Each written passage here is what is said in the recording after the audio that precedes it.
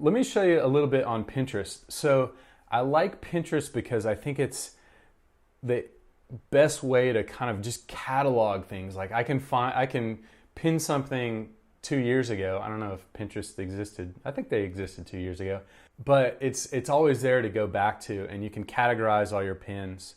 So let's have a look at my Pinterest page. And my Pinterest page is pinterest.com/thevectorlab. And I have a board called Typography. And I'll just kind of scan through and show you a few things.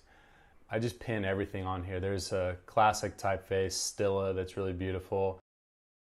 There's some kind of current guys doing some nice 3D work.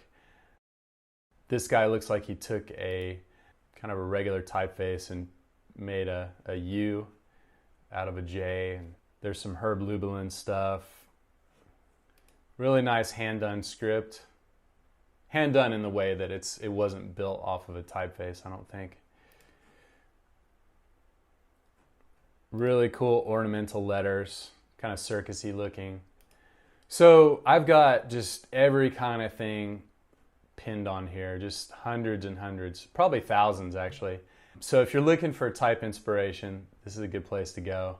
And I'll pin things from Tumblr or Designspiration or whatever. And the one thing to be careful with the internet is if something kind of becomes popular, then everybody sees it and everybody's inspired by it. So your role as a designer is, how do I take that and maybe pull something from it, but not just totally knock it off, because there might be a lot of other people just totally knocking it off, and all of a sudden all your stuff looks like everybody else's stuff.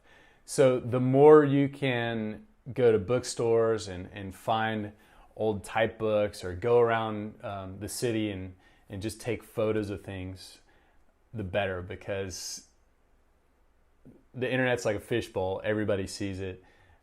It's your job to go out there and just find the little cool things that nobody else is really paying attention to.